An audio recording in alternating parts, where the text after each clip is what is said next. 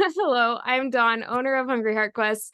Thank you all for tuning in today. I'm so excited to introduce my longtime friend and wild adventurer, Kristin Smith.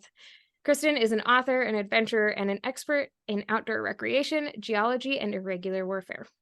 Anything you'd like to add to your pedigree?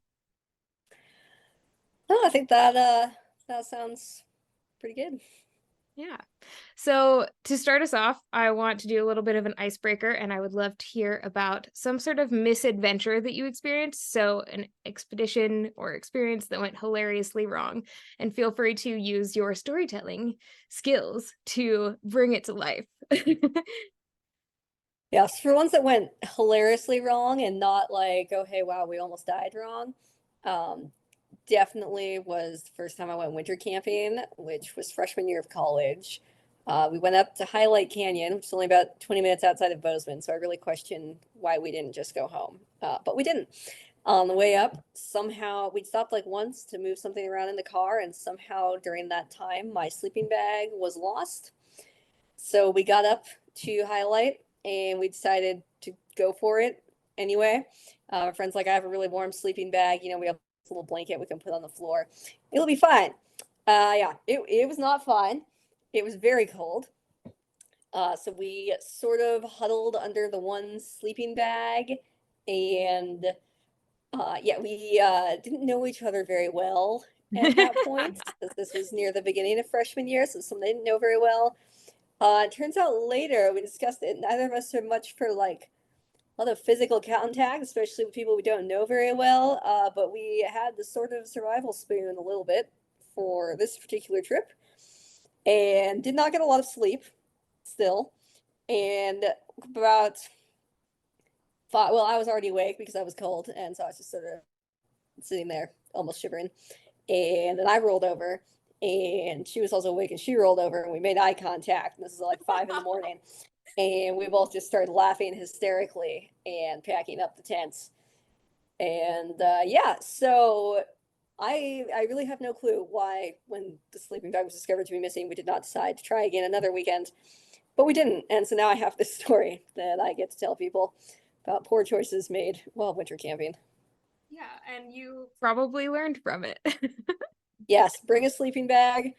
Check with your tent mate before heading up. Their feelings on survival spooning with near strangers. Yeah, that's that is excellent advice. And something to keep in mind for every scenario where that might be Yeah, the case. just good life advice. If you're staying with anyone traveling anywhere, ask their feelings on survival spooning. hmm hmm So, did you ever find the sleeping bag? No, I had to buy a new one. I have no idea what happened to it. I wonder if there was some like weird little trip of destiny that was like, we're gonna make Kristen really uncomfortable.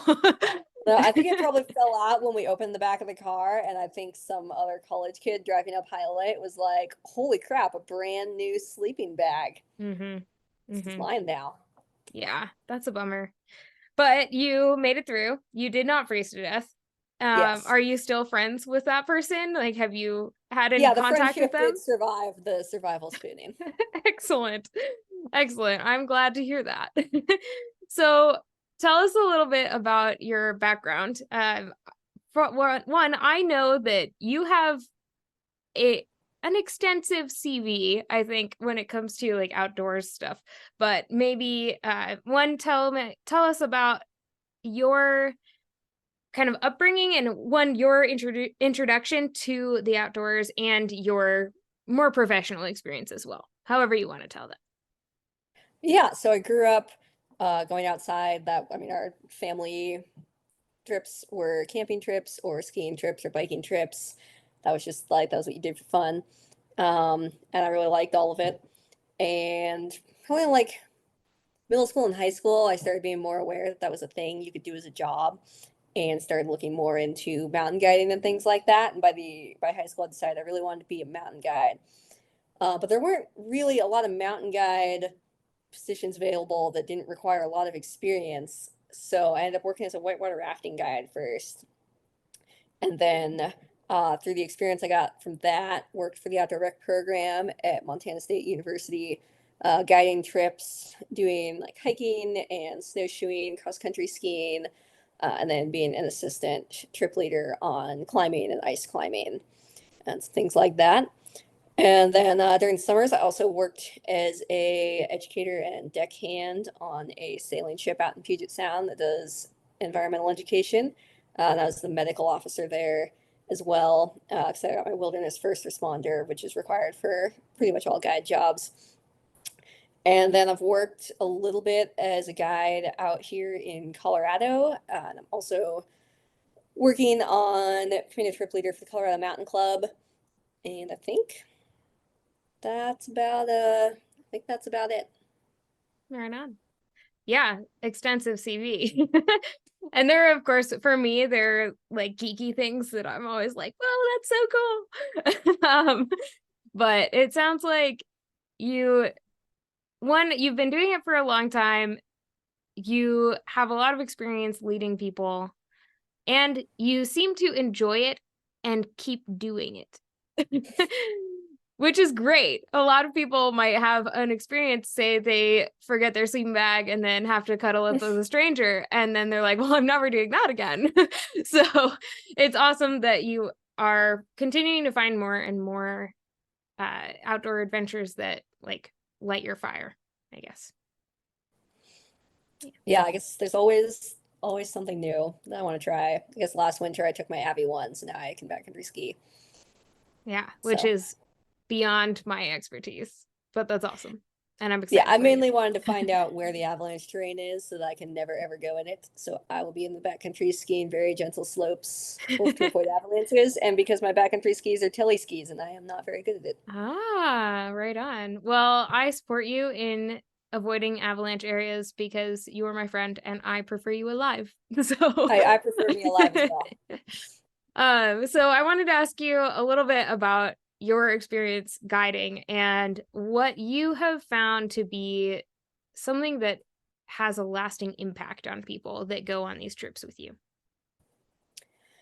I think a lot, it depends a little bit on the trip. 'Cause like on the boat and some other things I've done, you were working more with youth, like middle school, high school, a little bit of college. And then in just like kind of regular mountain guiding, river guiding, that kind of stuff, you tend to get a lot more kind of families or adult groups and things like that. So I think for the youth programs, or even for a lot of the adult programs, it's just kind of self-sufficiency. A lot of people that haven't Mm, really ever done anything in the outdoors, they really spend most of their time in cities. You don't really have to rely on yourself for a lot of things, which in some ways is nice, but in other ways also means people kind of feel like there's something missing a little bit confidence wise. mm, So being in the backcountry and knowing like you're responsible for your navigation and carrying all of your own food and your own gear and figuring out, where to set up camp, how to hang your food so the bears don't eat it, how to not end up survival spooning your tent mate. It just really fosters a good sense of kind of self-confidence, and people can really take that into everything, just knowing that you can deal with adversity and overcome it. mm. Yeah, I just guided a small group of people like a month ago. And one of the things that they talked about on trail was how it kind of shifted their perspective of carrying everything they needed to survive on their backs. And that was really cool to hear because I guess I do it regularly and I don't always think about it. I'm like, of course, because that's what you need. But when you move into a space that is pretty extreme, like any sort of mountainous area where you're further away from the rest of civilization, you have to be okay with having less. And I think that I've seen that come through with people of just realizing that they don't need as much as they do at home. They don't need as much to survive out in the wilderness, and they don't want as much because you have to carry it. Yeah, Yeah, yeah, for sure. right on. Yeah, and the confidence is a huge part of my personal experience and what I've seen. I brought another lady backpacking last weekend on her very first backpacking trip ever. And I this maybe is like my little misadventure recently. I had not scouted the trail ahead of time because it was kind of a last minute planning and she needed to be back by a certain time. And it was very steep, further, like probably a mile and a half further than charted. And the last mile and a half was all over like super steep shale, like knife edge kind of stuff. And parts of the trail had like slid away. And we made it. It was okay, but it was definitely this like eye-opening experience of when she walked in, she was really scared. She was able to, well, scared is maybe an exaggeration. She was nervous about it, but she was able to overcome that. And on the way out, she was really like felt a lot more confidence in herself and expressed that. And then just like days later, she shared a story with me, kind of a write up and post about her experience. And like the confidence had just like kept going even after she got back. And it was really cool.